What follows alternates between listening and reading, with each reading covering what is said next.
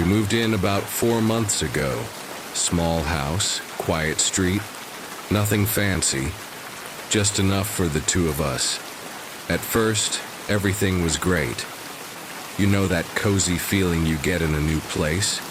The late-night pizza on the floor, setting up the couch, arguing over curtain colors. It felt like the start of something. But then, the noises started. It wasn't anything crazy at first, just the occasional creak above us at night. We'd laugh it off. Old house, I'd say. Probably just the wood settling. But it kept happening, always around the same time, between 2 and 4 a.m. A soft thump, a dragging sound, almost like footsteps, and right above our bed. One night, my girlfriend nudged me awake. "Did you hear that?" I had, and for once it didn't sound like the house settling. It sounded like movement. I grabbed a flashlight and checked the attic entrance in the hallway. Dusty, untouched. Didn't even look like anyone had opened it in years. Still, I pulled the ladder down and peeked in. Nothing.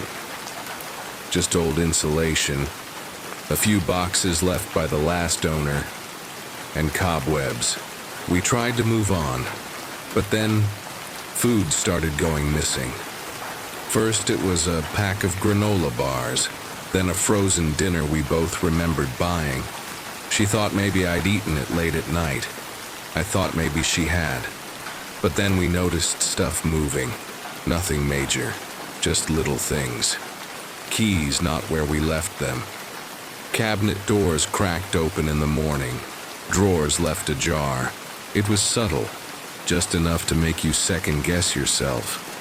One night I left my phone in the kitchen to charge. When I picked it up the next morning, the screen was cracked. Weirdest part? It was sitting screen up, right where I left it. No way it fell. That's when I decided to set up a camera, just a cheap one off Amazon. I aimed it toward the hallway outside our bedroom, where the attic entrance was. The next morning I checked the footage. At first nothing, just hours of darkness. Then around 3:40 a.m., movement. The attic door opened, slowly, like someone was taking their time. A hand reached down, then a foot. I paused the video, heart racing, rewound it, played it again. Someone climbed out of the attic. A man, thin, messy hair, wearing what looked like an oversized hoodie and no shoes. He didn't rush, didn't look around, just crept down the hallway and into the kitchen. He was in our house, while we were sleeping just a few feet away. I showed my girlfriend. She thought it was fake, thought I was pulling some messed up prank, until I pressed play. We watched in silence as the man stood in the kitchen. He opened the fridge, took something out, then walked back down the hall, stopped outside our bedroom, and just stood there for nearly 5 minutes. Then he turned around, climbed back up, and shut the attic door behind him. We called the cops. They showed up, searched the attic, and found a small area in the insulation that had been cleared out. There was a sleeping bag, a toothbrush, some energy bars, and a notebook. It was full of weird entries, not full paragraphs, just fragments. She laughs a lot. He stays up late. They fight sometimes. Fridge was empty again. I think they're starting to notice. The cops said he must have found a way in weeks ago, maybe through the crawl space outside, maybe during the day when we left the door unlocked. Who knows? They never caught him. By the time they searched the house, he was already gone. We moved out a week later. And now every time I hear a noise in the ceiling, every time I misplace something, a part of me wonders, what if he's still watching?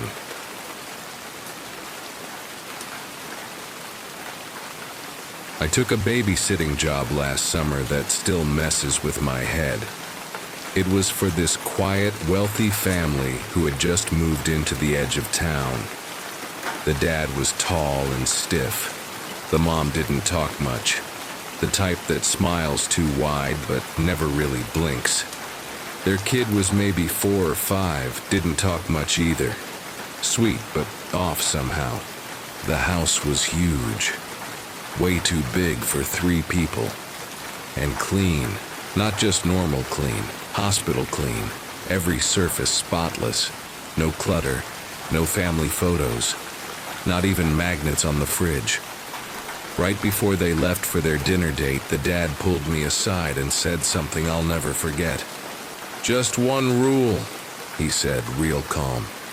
"Don't open the basement door, not for any reason. It's locked, but still, don't." I laughed a little, thinking he was joking. He didn't laugh back, so I promised. I figured maybe they just had valuables down there or it was being renovated. Whatever. I wasn't planning on snooping. The night started out fine. I made the kid dinner, we watched cartoons, he went to sleep early without a fuss. Easy money. But around 10:30 p.m. I heard it. A sound from the basement. Not like a pipe or a creak. It was soft, like humming. A woman's voice, almost like a lullaby.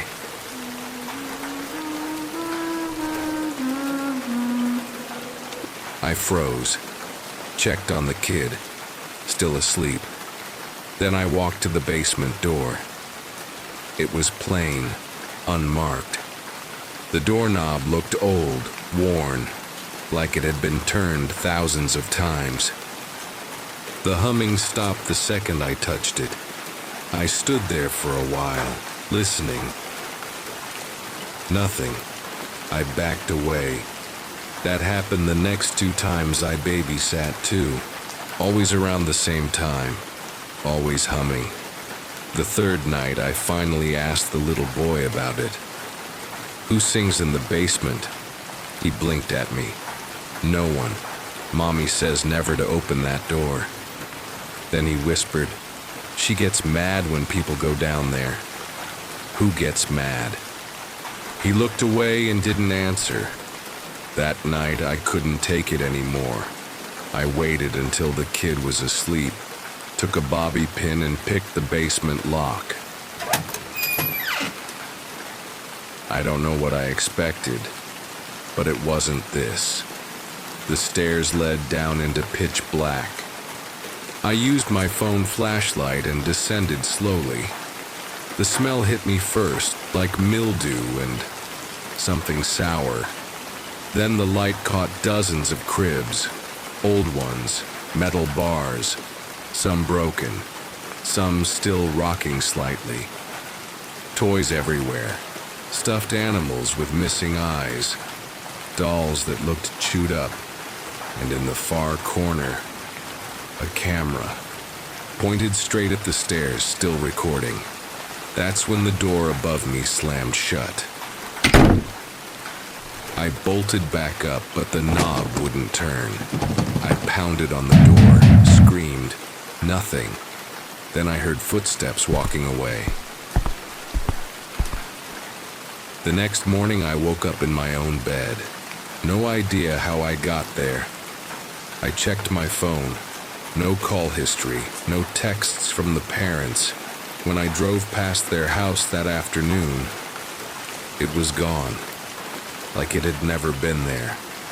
Just an empty lot with fresh dirt. And no one on that street remembers them ever living there.